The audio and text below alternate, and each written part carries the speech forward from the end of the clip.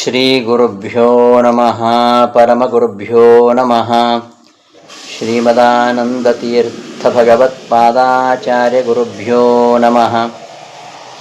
ವ್ಯಾಸಾಯ ಭವನಾಶಾಯ ಶ್ರೀಶಾಯ ಗುಣರಾಶಯೇ ಹೃದ್ಯಾಯ ಶುದ್ಧವಿದ್ಯಾಯ ಮಧ್ವಾಯ ಚ ನಮೋ ನಮಃ. ಕಾಂತಾಯ ಕಲ್ಯಾಣಗುಣೈಕಧಾಮ್ನೇ ನವದ್ಯುನಾಥ ಪ್ರತಿಮಪ್ರಭಾಯ ನಾರಾಯಣಾಯಾಖಿಲಕಾರಣಾಯ ಶ್ರೀಪ್ರಾಣನಾಥಾಯ ನಮಸ್ಕರೋಮಿ. ಮಧ್ವಜದ 34ನೇ ಪದ್ಯ. ವಿಷ್ಣೋಪದಶ್ರಿದ್ಬಕಸನ್ನಿರಾಸಿ ಕ್ಷಿಪ್ತಾನ್ಯಪಕ್ಷಿಪ್ರಕರಸ್ಸು ಪಕ್ಷಃ ಸಸೋದರೋಥಾದಿತರಾಜಹಂಸಃ ಸರಾಜಹಂಸೀಮಿವ ರಾಜಕನ್ಯಾಂ. ವಿಷ್ಣೋಃ ಪದಶ್ರಿತ್ ಬಕಸನ್ನಿರಾಸಿ ಕ್ಷಿಪ್ತಾನ್ಯಪಕ್ಷಿಪ್ರಕರಃ ಸುಪಕ್ಷಃ ಸಸೋದರಃ ಅಥ ರಾಜಹಂಸ ಆದಿತ ರಾಜಹಂಸಃ ಸಹ ರಾಜಹಂಸೀಂ ಇವ ರಾಜಕನ್ಯಾಂ. ಅನ್ವಯ. ಅಥ ವಿಷ್ಣೋಃ ಪದಶ್ರಿತ್ ಬಕಸನ್ನಿರಾಸಿ ಕ್ಷಿಪ್ತಾನ್ಯಪಕ್ಷಿಪ್ರಕರಃ ಸುಪಕ್ಷಃ ಸಸೋದರಃ ಸಹ ರಾಜಹಂಸಃ ರಾಜಹಂಸೀಂ ಇವ ರಾಜಕನ್ಯಾಂ ಆದಿತ. ಅಥ ಅನಂತರ ವಿಷ್ಣೋಃ ಶ್ರೀಮನ್ನಾರಾಯಣನ ಪದಶ್ರಿತ್ ಪಾದವನ್ನು ಆಶ್ರಯಿಸಿದಂತಹ ಬಕಸನ್ನಿರಾಸಿ ಬಕಾಸುರನನ್ನು ಕೊಂದ ಕ್ಷಿಪ್ತಾನ್ಯ ಪಕ್ಷಿಪ್ರಕರಃ ಶತ್ರುಪಕ್ಷದವರ ಸಹಾಯಕರುಳ್ಳ ಕ್ಷಿಪ್ತ ನಿರಾಕರಿಸಲ್ಪಟ್ಟ ಅನ್ಯಪಕ್ಷಿಪ್ರಕರಃ ಶತ್ರುಪಕ್ಷದವರ ಶತ್ರುಪಕ್ಷದವರ ಸಹಾಯಕರುಳ್ಳ ಸುಪಕ್ಷಃ ಶ್ರೀಕೃಷ್ಣನ ಸಹಾಯವುಳ್ಳ ಸಸೋದರಃ ಅಣ್ಣ ತಮ್ಮಂದಿರದ ಸಹಿತರಾಗಿರತಕ್ಕಂತಹ ಸಹ ಆ ಭೀಮಸೇನ ದೇವರು ರಾಜಹಂಸಃ ರಾಜಹಂಸ ಪಕ್ಷಿಯು ರಾಜಹಂಸೀಮಿವ ಹೆಣ್ಣು ರಾಜಹಂಸ ಪಕ್ಷಿಯನ್ನೆಂಬಂತೆ ರಾಜಕನ್ಯಾಂ ದೃಪದ ರಾಜನ ಮಗಳಾಗಿರ್ತಕ್ಕಂತಹ ದ್ರೌಪದಿಯನ್ನ ಆದಿತ ಪಡೆದರು ಅಂತ ಈ ಪದ್ಯದ ಅನ್ವಯಾನುಸಾರ ಅರ್ಥ.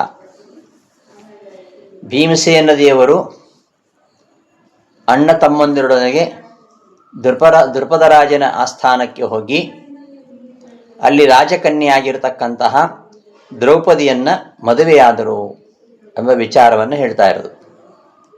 ಅದು ಹೇಗೆ ಅಂತ, ರಾಜಹಂಸಃ ರಾಜಹಂಸೀಮಿವ ರಾಜಹಂಸ ಪಕ್ಷಿಯು ಹೆಣ್ಣು ರಾಜಹಂಸ ಪಕ್ಷಿಯನ್ನು ಹೊಂದುವಂತೆ ಹೊಂದಿದರು. ರಾಜಹಂಸ ಏನು ಮಾಡುತ್ತೆ? ಅದು ಆಕಾಶದಲ್ಲಿ ಹಾರಾಡ್ತದೆ. ಮತ್ತು ಬಕಸನ್ನಿರಾಸಿ ಕೊಕ್ಕರೆಗಳನ್ನು ಓಡಿಸ್ತದೆ. ಆಮೇಲೆ ಕ್ಷಿಪ್ತಾನ್ಯ ಪಕ್ಷಿಪ್ರಕರಃ ಇತರ ಪಕ್ಷಿಗಳ ಗುಂಪನ್ನು ಚದುರಿಸ್ತದೆ. ಸುಪಕ್ಷಃ ಸುಂದರವಾದ ರೆಕ್ಕೆಯುಳ್ಳಂತಹ ಆ ಹಂಸ ಹೆಣ್ಣು ಹಂಸವನ್ನು ತನಗೆ ಸಹಚರಿಯಾಗಿ ಮಾಡಿಕೊಳ್ಳುತ್ತೆ. ಹಾಗೆ ಭೀಮಸೇನ ದೇವರು ಕೂಡ ಶ್ರೀಮನ್ನಾರಾಯಣನ ಭಕ್ತರು, ಬಕಾಸುರನನ್ನು ಕೊಂದವರು, ಇತರ ಸಿದ್ಧಾಂತಗಳನ್ನು ಖಂಡಿಸಿದವರು, ಒಳ್ಳೆಯ ಸಿದ್ಧಾಂತವನ್ನು ಸ್ಥಾಪನೆ ಮಾಡಿದವರು.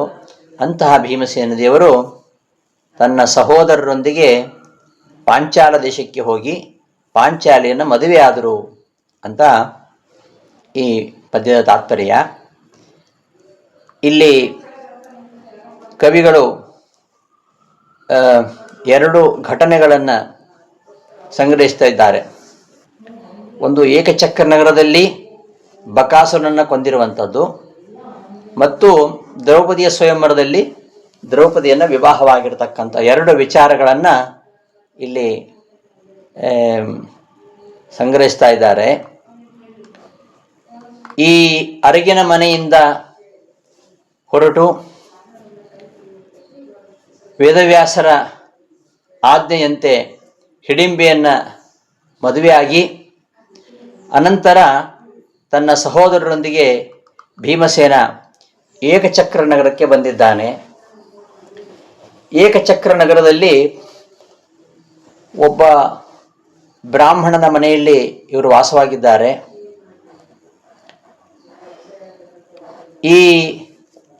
ಆ ಊರಿನಲ್ಲಿ ಒಬ್ಬ ದುರ್ಬಲ ರಾಜ, ಅವನನ್ನು ಆಗಾಗ ಪೀಡಿಸ್ತಾ ಇದ್ದವನು ಬಕಾಸುರ.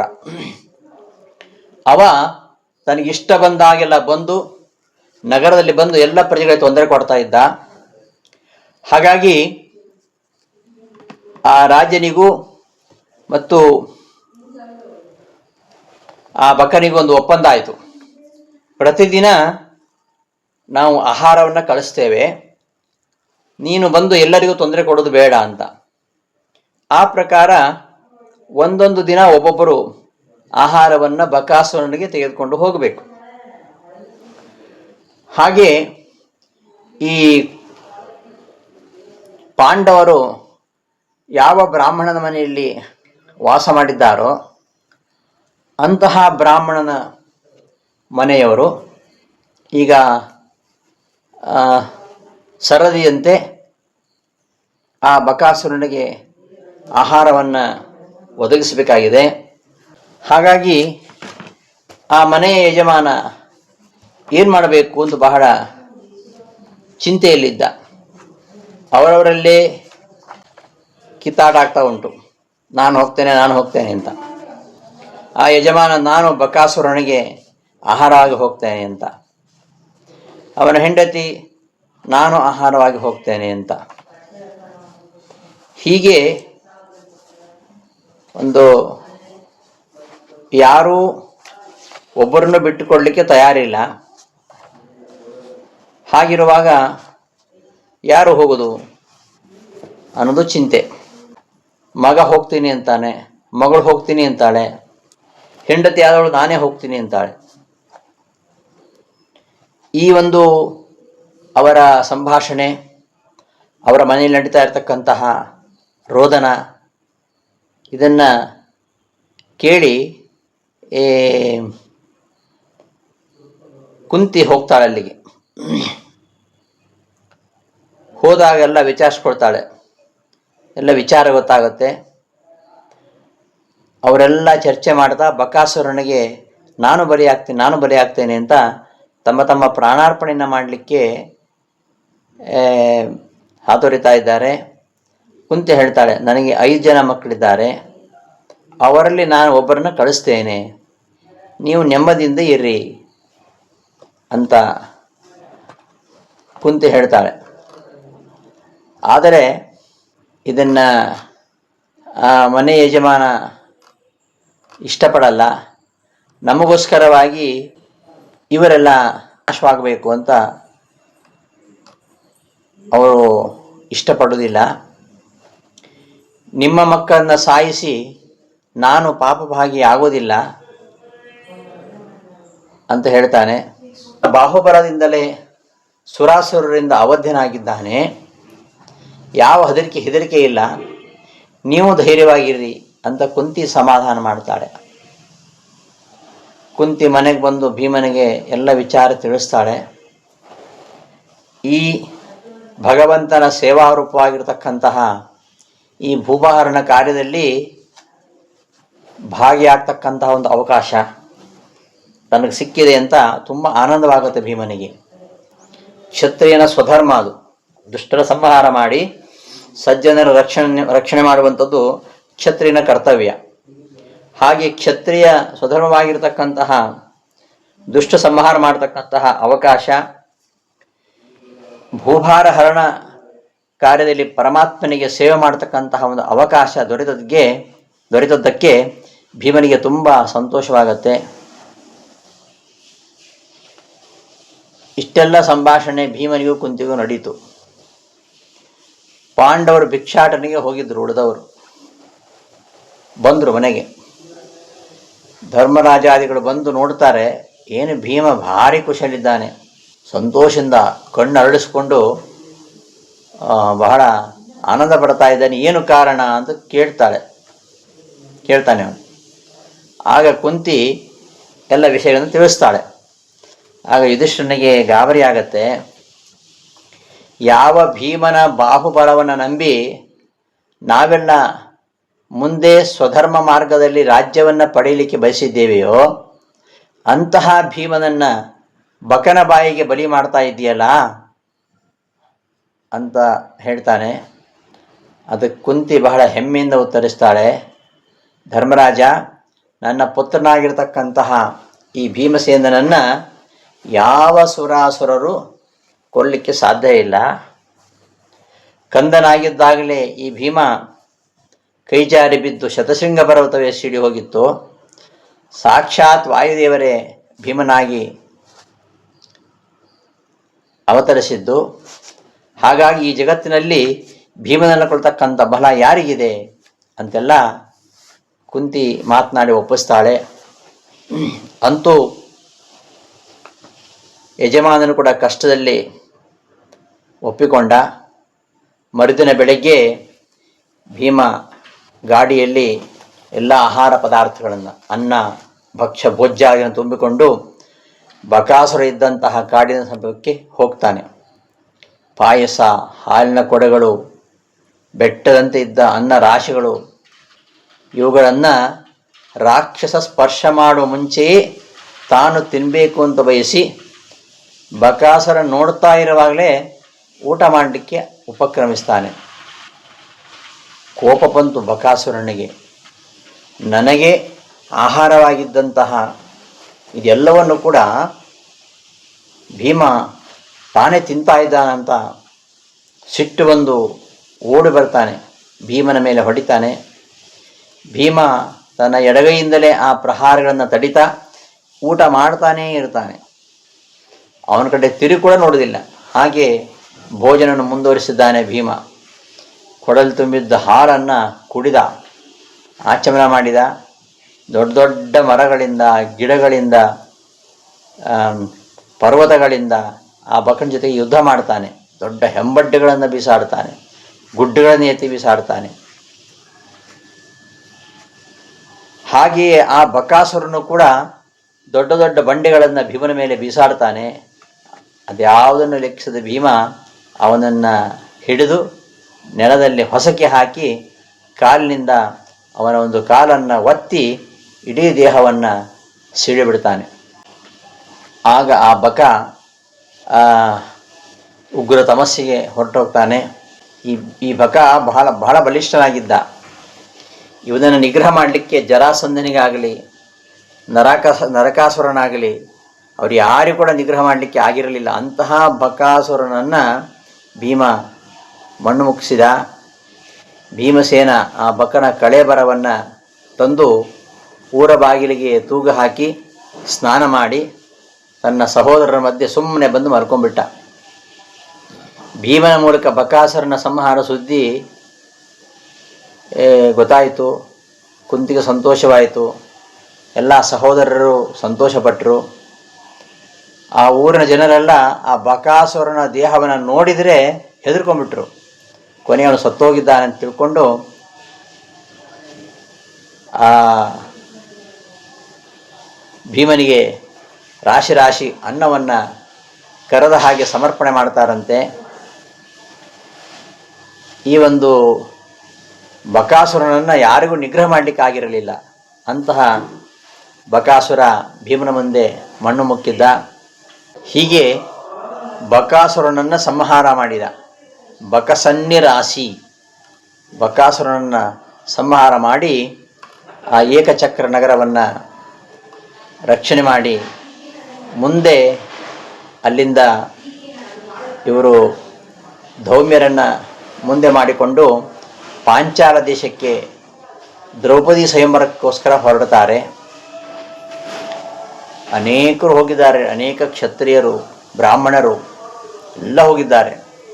ಅನೇಕ ಕ್ಷತ್ರಿಯರ ಸಮುದಾಯ, ವಿಪ್ರ ಸಮೂಹ ತುಂಬಿ ತುಳುಕ್ತಾ ಇದೆ ಆ ಸಭೆಯಲ್ಲಿ. ದೃಪದರಾಜನ ಮಗ ದೃಷ್ಟದ್ಯುಮ್ನ ಆ ತುಂಬಿದ ಸಭೆಯಲ್ಲಿ ದ್ರೌಪದಿಯನ್ನು ತೋರಿಸ್ತಾನೆ. ದ್ರೌಪದಿ ಸರ್ವಾಲಂಕಾರ ಭೂಷಿತಳಾಗಿ ಕೈಯಲ್ಲಿ ಕಮಲಮಾಲೆ ಹಿಡ್ಕೊಂಡಿದ್ದಾಳೆ. ಅದು ಎಂದಿಗೂ ಬಾಡದ ಕಮಲಮಾಲೆ. ಅದು ರುದ್ರದೇವರಿಂದ ಬಂದಿರತಕ್ಕಂತಹ ಮಾಲೆ.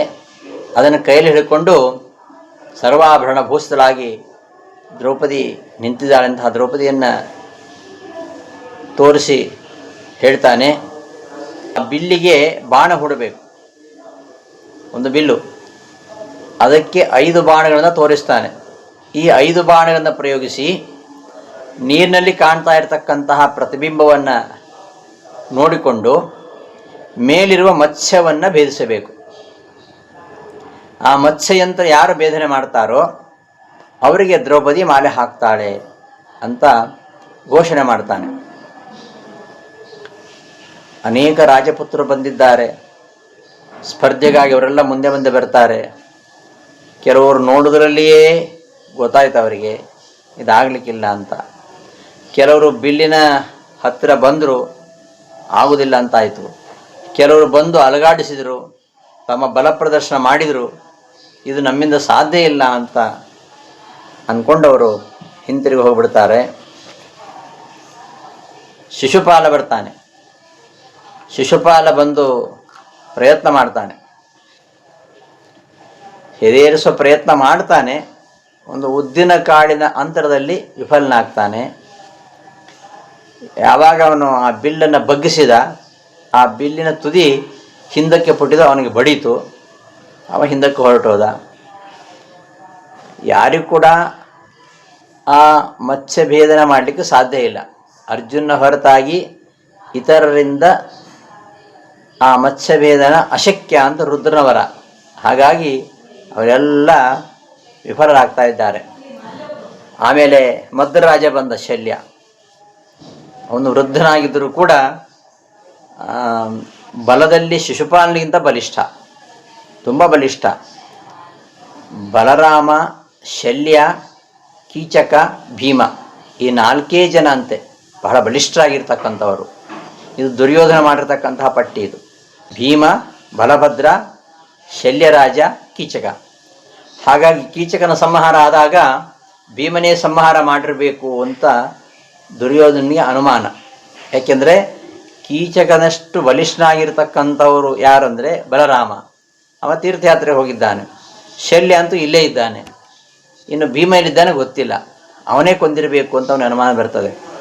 ಅಷ್ಟು ಅವರ 4 ಜನ ಅಂತ. ಭೀಮಶ್ಚ ಬಲಭದ್ರಶ್ಚ ಶಲ್ಯರಾಜಶ್ಚ ವೀರ್ಯವಾನ್. ಈ 4 ಜನ ಮಾತ್ರ. ಭೀಮ, ಬಲಭದ್ರ, ಶಲ್ಯ ಮತ್ತು ಕೀಚಕ. ಪಂಚಮಂ ನಾನು ಶುಶ್ರಮ ಅಂತ ಹೇಳ್ತಾನೆ. 5ನೇಯವರ ಹೆಸರು ನಾನು ಕೇಳಲೇ ಇಲ್ಲ. ಅಂತಹ ಬಲಿಷ್ಠನಾಗಿರ್ತಕ್ಕಂಥವನು ಶಲ್ಯ. ಅಂತಹ ಬಲಿಷ್ಠನಾಗಿರ್ತಕ್ಕಂತಹ ಶಲ್ಯ ಪಾಂಡವರ ಸೋದರ ಮಾವ ಕೌರವರ ಕಡೆಗೆ ಹೋಗಿದ್ದು ದುರದೃಷ್ಟಕರ. ಅಂತೂ ಮದ್ರರಾಜ ಬಂದ, ಶಿಶುಪಾಲನಿಂದ ಬಲಿಷ್ಠನಾಗಿದ್ದಾನೆ. ಅವನು ಪ್ರಯತ್ನಪಟ್ಟ. ಒಂದು ಹೆಸರು ಕಾಳಿನ ಅಂತರದಲ್ಲಿ ಹೆದೆ ಏರಿಸೋದ್ರಲ್ಲಿ ವಿಫಲನಾದ. ಆ ಬಿಲ್ಲಿನ ತುದಿಯಿಂದ ಪೆಟ್ಟು ತಿಂದ, ಹೋಗಿ ತನ್ನ ಜಾಗದಲ್ಲಿ ಕೂತ್ಕೊಂಡ. ಹೀಗೆ ಎಲ್ಲ ಕ್ಷತ್ರಿಯರು ಬರ್ತಾ ಇದ್ದಾರೆ ಒಬ್ಬೊಬ್ಬರೇ. ಎಲ್ಲರೂ ಅಸಮರ್ಥರಾಗಿ ಎಲ್ಲರೂ ಬೇಸರದಲ್ಲಿದ್ದಾರೆ. ಆಮೇಲೆ ಮದಾಂಧನಾಗಿರ್ತಕ್ಕಂತಹ ಜರಾಸಂಧ ಬಂದ. ಎಲ್ಲರನ್ನು ತಾತ್ಸಾದಶಿ ನೋಡಿದ, ನಾನು ಈ ಕೆಲಸ ಮಾಡ್ತೇನೆ ಅಂತ. ಧನುಸ್ಸಿನ ಹತ್ತಿರ ಬಂದ, ಹೆದೆ ಏಸಲು ಹಗ್ಗ ಜಗ್ಗಿದ, ಕಾಲು ನಡುಗಿತು, ಸರಿಯಾಗಿ ನಿಂತ್ಕೊಳ್ಳಿಕ್ಕಾಗಲಿಲ್ಲ. ಸಾಸಿವೆ ಕಾಳಿನ ಅಂತರದಲ್ಲಿ ಹೆದರಿಸೋ ಪ್ರಯತ್ನ ವ್ಯರ್ಥ ಆಯಿತು. ಬಿಲ್ಲಿನ ತುದಿ ಬಡಿಸ್ಕೊಂಡ. ಮತ್ತೆ ಅಲ್ಲಿ ನಿಲ್ಲಾರದೆ ಹೋಗಿ ಮೊಣಕಾಲೂರಿ ಕುಳಿತುಕೊಂಡ. ಹೀಗೆ ಮಾಗಧನಿಗೆ ಅವಮಾನ ಆಯಿತು, ಜರಾಸಂಧನಿಗೆ ಅವಮಾನವಾಯಿತು. ಯಾವ ರಾಜನ ಮುಖ ನೋಡಲಿಲ್ಲ, ಸೀದಾ ಹೋಗಿ ಕೂತ್ಕೊಂಡ. ಹೋಗಿ ಅಲ್ಲಿಂದ ಹೊರಟೇ ಬಿಟ್ಟ, ಜಾಗವೇ ಖಾಲಿ ಮಾಡಿದ. ಅವ ಹೋದ ಮೇಲೆ ಅವನಿಂದೆಲ್ಲ ಅನೇಕ ರಾಜರೆಲ್ಲ ಅವನಿಂದ ಹಿಂಬಾಲಿಸ್ಕೊಂಡು ಹೊರಟರು. ನಮ್ಮ ಬಾಸಿಗೆ ಆಗಿಲ್ಲ ಅಂದರೆ ಇನ್ನು ನಮಗೇನಾಗತ್ತೆ ಅಂತ ಜರಾಸಂಧನಿಂದಲೇ ಮಾಡಲಿಕ್ಕೆ ಆಗದೇ ಇರತಕ್ಕಂಥ ಕೆಲಸ ನಾವಿನ್ನೇನು ಮಾಡ್ತೇವೆ ಅಂತ ಅವನ ಚೇಲಾಗಳಲ್ಲ ಅವನನ್ನು ಹಿಂಬಾಲಿಸ್ಕೊಂಡು ಹೊರಟು ಹೋದರು. ಆಮೇಲೆ ಕರ್ಣ ಬಂದ. ಕರ್ಣ ಅವನಿಗೆ ಗೊತ್ತು, ಕರ್ಣ ಸೂತಪುತ್ರ ಅಂತ ಸಮಾಜದಲ್ಲಿ ಗುರುತಿಸ್ಕೊಂಡಿದ್ದಾನೆ. ಹಾಗಾಗಿ ಅವನಿಗೆ ಸ್ವಯಂವರ ಇಲ್ಲ, ಅವನು ಕ್ಷತ್ರಿಯ ಅಲ್ಲ. ದುರ್ಯೋಧನನಿಗೆ ದ್ರೌಪದಿಯನ್ನು ದೊರಕಿಸಿಕೊಡಬೇಕು ಅಂತ ಬಂದ. ಕರ್ಣ ಸಾಮಾನ್ಯನೇನಲ್ಲ. ಹಾಗಾಗಿ ಒಂದು ಕೂದಲೆಳೆ ಅಂತರದಲ್ಲಿ ಅವನು ವಿಫಲನಾದ. ಕೂದಲೆಳೆ ಅಂತರದಲ್ಲಿ ಒಬ್ಬ, ಸಾಸಿವೆ ಕಾಳು ಅಂತರದಲ್ಲಿ ಒಬ್ಬ, ಹೆಸರು ಕಾಳು ಅಂತರಲ್ಲಿ ಮತ್ತೊಬ್ಬ, ಉದ್ದಿನ ಕಾಳು ಅಂತರಲ್ಲಿ ಮತ್ತೊಬ್ಬ. ಇವರೆಲ್ಲರಿಗಿಂತ ಇವನು ವಾಸಿ. ಕೂದಲ ಎಳೆಯ ಹಂತದಲ್ಲಿ ವಿಫಲನಾದ. ಆದರೂ ಅವನು ಗೆಲ್ಲಲಿಲ್ಲ. ಇನ್ನು ಬಿಲ್ನ ತುದಿ ಬಡಿಸ್ಕೊಂಡು ಹಿಂತಿರುಗಿ ಹೋದ. ಹೀಗೆ ಎಲ್ಲ ಕ್ಷತ್ರಿಯ ರಾಜಕುಮಾರರು ಸೋತು ಹೋದರು. ಚಿಂತೆ ಆಯಿತು ದ್ರೌಪದಿನಿಗೆ. ಯಾವ ಕ್ಷತ್ರಿಯರಿಗೂ ಈ ಮತ್ಸ್ಯಯಂತ್ರವನ್ನು ಬೇಯಿಸ್ಲಿಕ್ಕೆ ಆಗ್ತಾ ಇಲ್ಲ, ಬಿಲ್ಲನ್ನೇ ಎತ್ತಲಿಕ್ಕೆ ಆಗ್ತಾ ಇಲ್ಲ. ಇನ್ನು ಎತ್ತಿ ಅದಕ್ಕೆ ಬಾಣವನ್ನು ಹೂಡಿ ಇನ್ನೇನವರು ಆ ಮತ್ಸ್ಯ ಯಂತ್ರವನ್ನು ಭೇದಿಸ್ತಾರೆ. ಕೊನೆಗೆ ಈ ಎಲ್ಲ ಕ್ಷತ್ರಿಯರು ಸೋತಾಗ ಒಂದು ಕಡೆ ಬ್ರಾಹ್ಮಣರು ಕೂತಿದ್ರು. ಆ ಬ್ರಾಹ್ಮಣರ ಮಧ್ಯದಲ್ಲಿ ಇವರು ಕೂತ್ಕೊಂಡಿದ್ದಾರೆ, ಬ್ರಾಹ್ಮಣ ವೇಷಧಾರಿಗಳಾಗಿ ಪಾಂಡವರು ಕೂತ್ಕೊಂಡಿದ್ದಾರೆ. ಅವರ ಮಧ್ಯದಲ್ಲಿ ಸೂರ್ಯಚಂದ್ರರ ಹಾಗೆ ಕಂಗೊಳಿಸ್ತಕ್ಕಂತಹ ಭೀಮಾರ್ಜುನರಿದ್ದಾರೆ. ಅವರು ಎದ್ದು ಬಂದರು. ಆಗ ಕೆಲವು ಬ್ರಾಹ್ಮಣರಿಗೆ ಭಯ ಆಯಿತು, ಇವರೇನು ಮಾಡ್ತಾರೆ, ಎಂತೆಂಥ ಕ್ಷತ್ರಿಯರಿಗೆ ಆಗಿಲ್ಲ ಅಂತ ಭಯದಿಂದ ತಡೀತಾರೆ. ಇನ್ನು ಕೆಲವರು ನೋಡಲಿಕ್ಕೆ ಒಳ್ಳೆ ದೇವ್ರ ಥರ ಇದ್ದಾರೆ, ಬಹುಶಃ ಇವರಿಂದಲೇ ಈ ಕೆಲಸ ಸಾಧ್ಯವೇನು ಅಂತ ಪ್ರಶಂಸೆ ಮಾಡ್ತಾರೆ. ಕೃಷ್ಣ ಬೇರೆ ಬಂದಿದ್ದ, ಅವನೊಂದು ಕಡೆ ಕೂತ್ಕೊಂಡಿದ್ದ. ಆ ಕೃಷ್ಣನ ಮುಖವನ್ನು ನೋಡಿ ಈ ಭೀಮಾರ್ಜುನರು ಅನುಜ್ಞೆ ಪಡಿತಾರೆ. ಅನುಜ್ಞೆ ಪಡೆದು ಆ ಬಿಲ್ಲಿನ ಹತ್ತಿರ ಬರ್ತಾರೆ. ಆಮೇಲೆ ಅರ್ಜುನ ಭೀಮನಿಂದ ಅನುಜ್ಞೆಯನ್ನು ಪಡೆದು ಶ್ರೀಕೃಷ್ಣನಿಗೆ ಮನಸ್ಸಿಂದಲೇ ನಮಸ್ಕಾರವನ್ನು ಸಲ್ಲಿಸಿ ಅನಾಯಾಸವಾಗಿ ಎದೆಯೇರಿಸಿ ಆ ಒಂದು ಮತ್ಸ್ಯಯಂತ್ರವನ್ನು ಬೇಯಿಸಿಬಿಡ್ತಾನೆ. ಆಗ ದ್ರೌಪದಿ ಆ ನವಕಂಜ ಮಾಲೆಯನ್ನು ಅರ್ಜುನ ಕೊರಳಿಗೆ ಹಾಕ್ತಾಳೆ. ಆ ದ್ರೌಪದಿಯನ್ನು ಮಧ್ಯದಲ್ಲಿರಿಸಿಕೊಂಡು ಭೀಮಾರ್ಜುನರು ಕೃಷ್ಣ ಸಮೀಪಕ್ಕೆ ಬಂದು ನಮಸ್ಕಾರ ಮಾಡ್ತಾರೆ. ಕೃಷ್ಣನ ಜೊತೆಗೆ ವೃಷ್ಣಿಗಳು ಬಂದಿದ್ದರು, ಯಾದವರು ಬಂದಿದ್ದರು. ಅವರು ಯಾರೂ ಕೂಡ ಮತ್ಸ್ಯಭೇದನ ಪ್ರಯತ್ನ ಮಾಡಲಿಲ್ಲ. ಅವರು ದ್ರೌಪದಿ ಸ್ವಯಂವರವನ್ನು ನೋಡಬೇಕು ಅಂತ ಬಂದವರಷ್ಟೇ. ದ್ರೌಪದಿಗೋಸ್ಕರವಾಗಿ ನೀವು ಯಾರು ಪ್ರಯತ್ನ ಮಾಡಬಾರದು ಅಂತ ಕೃಷ್ಣನ ಅಪ್ಪಣೆ ಆಗಿತ್ತು. ಹಾಗಾಗಿ ಅವರು ಯಾರು ಪ್ರಯತ್ನ ಮಾಡಲಿಲ್ಲ. ಯಾವಾಗ ಅರ್ಜುನ ಮತ್ಸ್ಯೇಂದ್ರ ಭೇದಿಸಿದ ಆಗ ಅಲ್ಲಿದ್ದಂತಹ ರಾಜರೆಲ್ಲ ಪ್ರತಿಭಟನೆ ಮಾಡಿದರು, ಭೀಮಾರ್ಜುನ ಮೇಲೆ ಎರಗ್ತಾರೆ. ಆಗ ಭೀಮ ಒಂದು ದೊಡ್ಡ ಮರವನ್ನು ಹಿಡ್ಕೊಂಡ್ಬರ್ತಾನೆ. ಬಂದು ಕೂಡ ಎಲ್ಲ ಪಲಾಯನ ಮಾಡಿಬಿಡ್ತಾರೆ. ಆಗ ಕೃಷ್ಣನ ಪಕ್ಕ ಬಲರಾಮ ಇದ್ದ. ಬಲರಾಮ ಪರಿಚಯಿಸ್ತಾನೆ, ನೋಡು ಅವ ಮರ ಇಟ್ಕೊಂಡಿದ್ದಾನಲ್ಲ ಅವ ಭೀಮ, ಈಗ ಮತ್ಸ್ಯಂತರ ಬೇಯಿಸಿದಾನಲ್ಲ ಅವನು ಅರ್ಜುನ, ಉಳಿದವರಿದ್ದಾರಲ್ಲ 3 ಜನ ಅವರು ಪಾಂಡವರು ಅಂತ ಬಲರಾಮನಿಗೆ ಕೃಷ್ಣ ಪರಿಚಯಿಸ್ತಾನೆ. ಬಲರಾಮನಿಗೆ ತುಂಬ ಸಂತೋಷವಾಗತ್ತೆ. ದುರ್ಯೋಧನ ಮೊದಲುಗೊಂಡು ಎಲ್ಲ ರಾಜರು ಕೂಡ ಭೀಮನಿಂದ ಹೆದರಿ ಹೊರಟೋಗ್ತಾರೆ. ಕರ್ಣಾರ್ಜುನರು ಮುಖಾಮುಖಿ ಆಗ್ತಾರೆ. ಮಧ್ವರಾಜ ಭೀಮನ ಮೇಲೆ ಎರಗ್ತಾನೆ. ಆಗ ಭೀಮ ಮರವನ್ನೆತ್ತಿ ಆಕಾಶದಲ್ಲಿ ಹಿಡಿತಾನೆ ಅಷ್ಟೇ, ಅವನ ಮೇಲೆ ಎಸೆಯುವುದಿಲ್ಲ, ಯಾಕಂದರೆ ಸೋದರ ಮಾವಲ್ಲ, ಹಾಗೆ ಕೆಳಗಿಳಿಸ್ಬಿಡ್ತಾನೆ. ಭೀಮನ ಈ ಒಂದು ಪರಾಕ್ರಮನ ನೋಡಿ ಮಧ್ವರಾಜ ಶಲ್ಯ ಹೆದರಿ ತನ್ನ ರಾಜಧಾನಿಗೆ ಓಡಿ ಹೋಗ್ಬಿಡ್ತಾನೆ. ಕರ್ಣ ಅರ್ಜುನರು ಅವರಿಬ್ಬರಿಗೂ ಅಲ್ಲಿ ಒಂದು ಘೋರವಾಗಿ ಒಂದು ಕಾಳಗ ನಡೆಯುತ್ತೆ. ಪರಸ್ಪರ ಅಸ್ತ್ರಪ್ರಯೋಗ ಮಾಡ್ತಾರೆ. ಕರ್ಣ ಸೋಲ್ತಾ ಇದ್ದಾನೆ.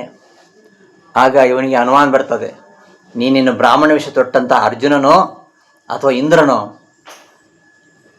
ಇನ್ಯಾರೂ ನನ್ನ ಮುಂದೆ ಹೀಗೆ ನಿಲ್ಲಲಿಕ್ಕೆ ಸಾಧ್ಯ ಇಲ್ಲ. ನೀನು ಒಂದು ಅರ್ಜುನ ಆಗಿರಬೇಕು, ಇಲ್ಲದೆ ಹೋದರೆ ಇಂದ್ರನೇ ಆಗಿರಬೇಕು. ಆದರೆ ಯಾರಾದ್ರೇನು, ನಾನು ಯಾರಾದ್ರೇನು, ಶಕ್ತಿ ಇದ್ರೆ ನೀನು ಯುದ್ಧ ಮಾಡು ಅಂದ ಅರ್ಜುನ. ಇಲ್ಲದೆ ಹೋದರೆ ಇಲ್ಲಿಂದ ಹೊರಟು ಹೋಗುವಂತ. ಅದಕ್ಕೆ ಕರ್ಣ ಹೇಳಿದ, ಅವನನ್ನು ಗೆಲ್ಲಿಕ್ಕೆ ಆಗೋದಿಲ್ಲ ಅಂತ ಗೊತ್ತು. ಅದು ಎಟಕ ದ್ರಾಕ್ಷಿ ಹುಳಿ ಅಂತ ಹೇಳ್ತಾರಲ್ಲ ಹಾಗೆ.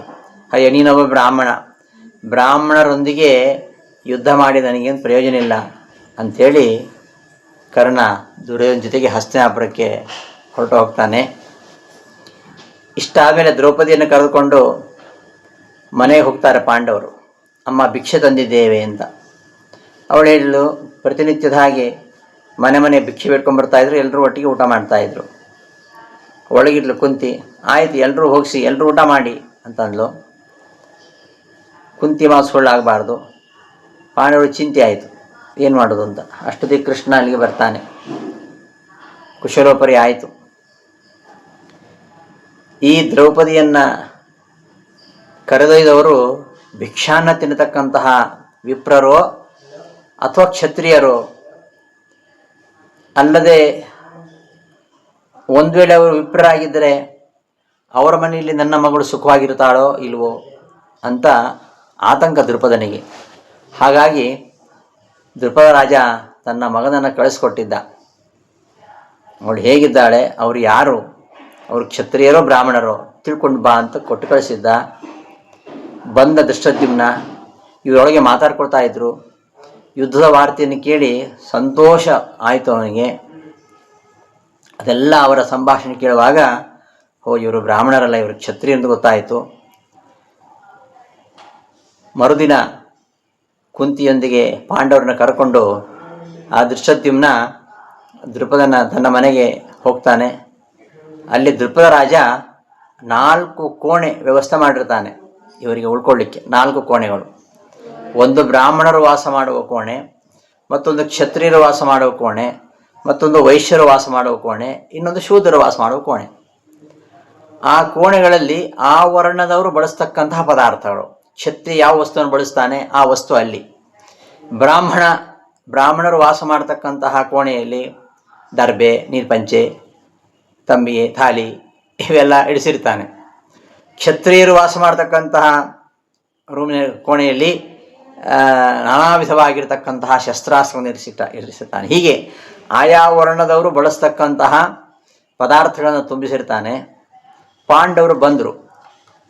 ಈ ಒಂದು ಲೆಕ್ಕಾಚಾರ ಏನಂದರೆ, ಇವರು ಯಾವ ಕೋಣೆಯನ್ನು ಪ್ರವೇಶಿಸ್ತಾರೆ ಆ ಒಂದು ಜಾತಿಗೆ ಇವರು ಸೇರಿದವರಾಗಿರುತ್ತಾರೆ. ಒಂದು ವೇಳೆ ಬ್ರಾಹ್ಮಣರು ವಾಸ ಮಾಡತಕ್ಕಂತಹ ಕೋಣೆಯನ್ನು ಪ್ರವೇಶ ಮಾಡಿದರೆ ಇವರು ಬ್ರಾಹ್ಮಣರು ಅಂತ ತೀರ್ಮಾನ ಮಾಡ್ಬೋದು. ಆದರೆ ಪಾಂಡವರು ಬಂದರು, ನೇರವಾಗಿ ಎಲ್ಲಿ ಹೋದ್ರು ಅಂದರೆ ಆಯುಧಗಳಿಂದ ತುಂಬಿರ್ತಕ್ಕಂತಹ ಕೋಣೆಯನ್ನು ಪ್ರವೇಶ ಮಾಡಿದರು. ಆ ಪಾಂಡವರು ಕ್ಷತ್ರಿಯೋಚಿತವಾಗಿರ್ತಕ್ಕಂತಹ ಕೋಣೆಗೆ ಪ್ರವೇಶ ಮಾಡಿದ್ದು ಅವರ ವ್ಯವಹಾರ, ಅವರ ಆಕಾರ, ಅವರ ಮಾತು, ಅವರ ಕಾರ್ಯವೈಖರಿ, ಅವರ ಒಂದು ಪ್ರಾಬಲ್ಯ, ಎಲ್ಲ ಗುಣಗಳಿಂದ ಇವರು ಕ್ಷತ್ರಿಯರೇ ಆಗಿದ್ದಾರೆ ಅಂತ ತಿಳ್ಕೊಂಡು ದೃಪದ ಕೇಳ್ತಾನೆ ಧರ್ಮರಾಜನಲ್ಲಿ, ನೀವು ಯಾರು ಅಂತ ಕೇಳ್ತಾನೆ. ಧರ್ಮರಾಜ ಮುಗುಳ್ನಗುತ್ತಾ, ಲಕ್ಷ್ಯಭೇದ ಮಾಡಲಿಕ್ಕೆ ಇಂಥವರೇ ಆಗಬೇಕಂದ್ರೆ ನೀನು ಕಂಡೀಷನ್ ಹಾಕಿರಲಿಲ್ಲ. ಇಂತಹ ವರ್ಣದವರೇ ಮತ್ಸ್ಯಯಂತ್ರವನ್ನು ಬೇಯಿಸಬೇಕು ಅಂತ ನೀನೇನು ನಿಬಂಧನೆ ಮಾಡಿರಲಿಲ್ಲ.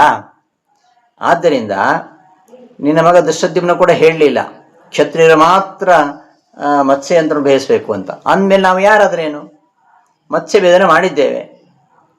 ಆದ್ದರಿಂದ ನಮ್ಮ ಜಾತಿ ಯಾವುದನ್ನು ಕೇಳೋ ಅಗತ್ಯ ಇಲ್ಲ ಅಂದ ಯುಧಿಷ್ಠಿರ. ಆಗ ಧ್ರುವದ ಒತ್ತಾಯಿಸಿದ, ದಯವಿಟ್ಟು ತಾವು ಯಾರು ಅಂತ ಹೇಳಲೇಬೇಕು ಅಂದಾಗ ಧರ್ಮರಾಜ ಹೇಳಿದ, ನಾವು ಪಾಂಡವರು ಅಂತ ಗುಟ್ಟು ಬಯಲು ಮಾಡಿದ. ದ್ರುಪದನಿಗೆ ತುಂಬ ಸಂತೋಷ ಆಯಿತು. ನಾನು ಕೃತಜ್ಞನಾದೆ. ಪಾರ್ಥನಿಗೋಸ್ಕರವಾಗಿ ನಾನು ಈ ಸ್ವಯಂವರವನ್ನು ಏರ್ಪಡಿಸಿದ್ದೆ.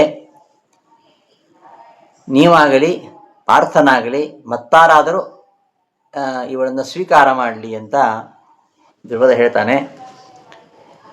ಧರ್ಮರಾಜ ಅದಕ್ಕೇನಂತೆ ನಾವು ಎಲ್ಲರೂ ಸ್ವೀಕಾರ ಮಾಡ್ತೇವೆ ಅಂತಂದ.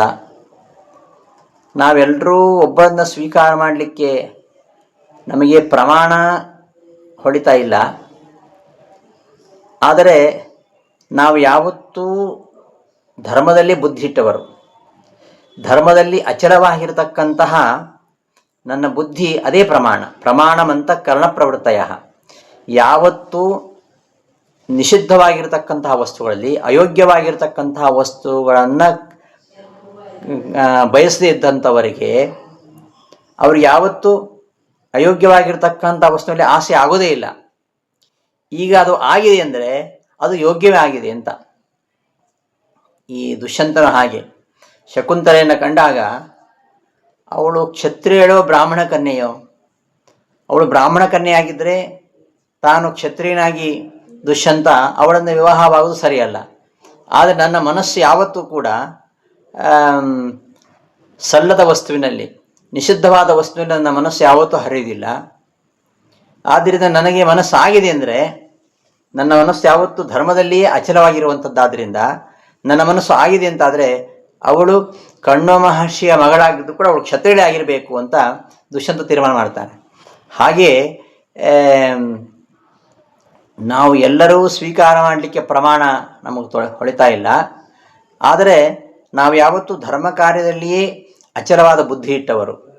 ಅದು ನಮಗೆ ಆ ಥರ ಬುದ್ಧಿ ಬಂದಿದೆ ಅಂದರೆ ಅದುವೇ ನಮಗೆ ಪ್ರಮಾಣ ಅಂತೆಲ್ಲ ಯುಧಿಷ್ಠಿರ ಹೇಳ್ತಾನೆ.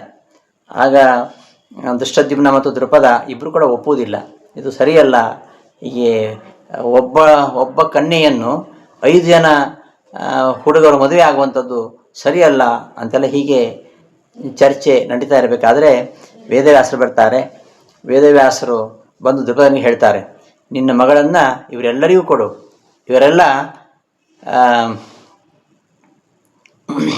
ದೇವತೆಗಳು, ಧರ್ಮ, ಇಂದ್ರ, ವಾಯು, ಅಶ್ವಿನಿ ದೇವತೆಗಳು ಇವರಲ್ಲಿ ಸನ್ನಿಹಿತರಾಗಿದ್ದಾರೆ ಇವರಲ್ಲಿ.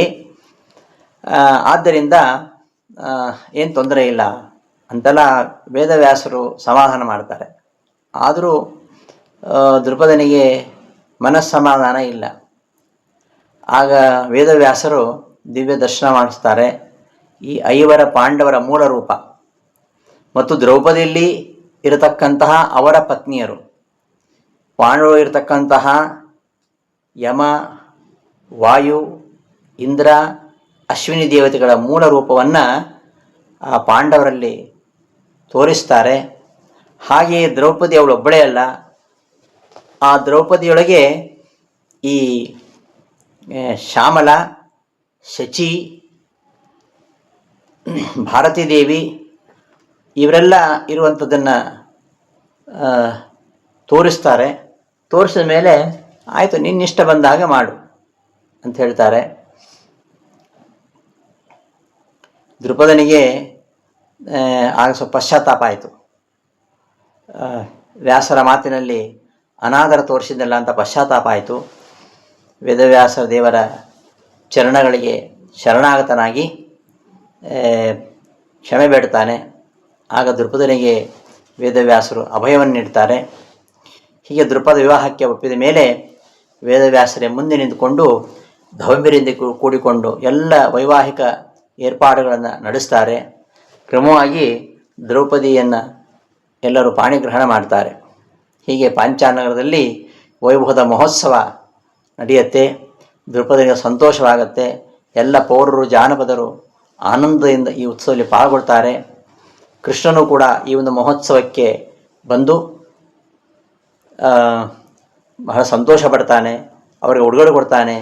ಹೀಗೆ ದ್ರೌಪದಿಯ ಸ್ವಯಂವರದಲ್ಲಿ ಆ ಎಲ್ಲ ರಾಜರುಗಳನ್ನು ಪರಾಭವಗೊಳಿಸಿ ದ್ರೌಪದಿಯ ಪಾಣಿಗ್ರಹಣವನ್ನು ಮಾಡಿದ ವಿಚಾರ ಮಹಾಭಾರತದಲ್ಲಿ ಏನು ಬರುತ್ತೆ ಅದನ್ನು ಇಲ್ಲಿ ಸಂಗ್ರಹಿಸ್ತಾ ಇದ್ದಾರೆ. ಸರಾಜ ಹಂಸೀಮಿವ ರಾಜಕನ್ಯಾಂ, ಆ ರಾಜಕನ್ಯೆ ದ್ರೌಪದಿಯನ್ನು ರಾಜಹಂಸವು ರಾಜಹಂಸಿಯನ್ನು ಸೇರುವಂತೆ ಸೇರಿದರು ಎಂಬ ವಿಚಾರವನ್ನು ಈ ಪದ್ಯದಲ್ಲಿ ಹೇಳ್ತಿದ್ದಾರೆ. ವಿಷ್ಣೋ ಪದಶ್ರಿತ್, ವಿಷ್ಣುವಿನ ಪದವನ್ನೇ ಆಶ್ರಯಿಸಿರುವಂಥ, ವಿಷ್ಣು ಪದ ಅಂದರೆ ವಿಯದ್ ವಿಷ್ಣು ಪದಂ ವಾಪಿ ಪುಂಸ್ಯಾಕಾಶ ವಿಹಾಯಸಿ, ಆಕಾಶಕ್ಕೂ ವಿಷ್ಣು ಪದ ಅಂತ ಹೇಳ್ತಾರೆ. ಆಕಾಶದಲ್ಲಿಯೇ ಹಂಸ ಪಕ್ಷಿ ಹಾರಾಡ್ತಾ ಇರ್ತದೆ.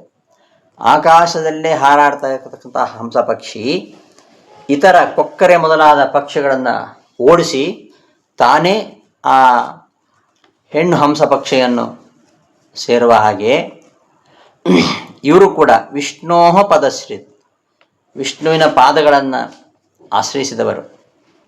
ಶ್ರೀಮನ್ನಾರಾಯಣನ ಪಾದಕಮಲವನ್ನು ಸೇವಿಸ್ತಾ ಇರ್ತಕ್ಕಂಥವರು. ವಿಷ್ಣೋ ಪದಶ್ರಿತ್ ಬಕಸನ್ನಿರಾಸಿ, ಆ ರಾಜಹಂಸ ಬಕಪಕ್ಷಿಯನ್ನು ಓಡಿಸಿದ ಹಾಗೆ ಇವರು ಕೂಡ ಬಕಸನ್ನಿರಾಸಿ, ಬಕಾಸುರನನ್ನು ಜರಾಸಂಧಾದಿಗಳಿಗೂ ಮಣಿಸಲಿಕ್ಕೆ ಆಗದೇ ಇರತಕ್ಕಂತಹ ಆ ಬಕಾಸುರನನ್ನು ಸನ್ನಿರಾಸಿ, ನಿರಾಸ ಮಾಡಿದವರು, ಸಂಹಾರ ಮಾಡಿದವರು. ಸುಪಕ್ಷ, ಒಳ್ಳೆ ಪಕ್ಷ, ಹಂಸ ಪಕ್ಷಿಯ ರೆಕ್ಕೆ ಒಳ್ಳೆ ರೆಕ್ಕೆ. ಹಾಗೆ ಈ ಹಂಸ ಪಕ್ಷಿ ಇದು ಸುಪಕ್ಷ, ಒಳ್ಳೆಯ ಪಕ್ಷವನ್ನು ಹೊಂದಿದ್ದು. ಒಳ್ಳೆ ಪಕ್ಷ ಅಂದರೆ ಯಾವುದು? ಪರಮಾತ್ಮನಿರುವ ಪಕ್ಷವೇ ಒಳ್ಳೆಯ ಪಕ್ಷ. ಯಾವ ಪಕ್ಷದಲ್ಲಿ ಪರಮಾತ್ಮ ಇರ್ತಾನೋ ಆ ಪಕ್ಷ ಉತ್ತಮವಾಗಿರ್ತಕ್ಕಂತಹ ಪಕ್ಷ. 11 ಅಕ್ಷೋಹಿಣಿ ಸೈನ್ಯ ಇತ್ತು ಕೌರವರಲ್ಲಿ, ಆದರೂ ಅವ್ರಿಗೆ ಗೆಲ್ಲಲಿಕ್ಕೆ ಆಗಲಿಲ್ಲ. ಯಾಕೆ? ಅವರ ಪಕ್ಷದಲ್ಲಿ ಪರಮಾತ್ಮ ಇರಲಿಲ್ಲ. ಪರಮಾತ್ಮ ಇದ್ದದ್ದು ಪಾಂಡವರ ಪಕ್ಷದಲ್ಲಿ. ಆದ್ದರಿಂದ ಯತ್ರ ಯೋಗೇಶ್ವರ ಕೃಷ್ಣ ಯತ್ರ ಪಾರ್ಥೋ ಧನುರ್ಧರ, ಎಲ್ಲಿ ಪರಮಾತ್ಮ ಇರ್ತಾನೋ ಅಲ್ಲಿ ಜಯ. ಆದ್ದರಿಂದ ಈ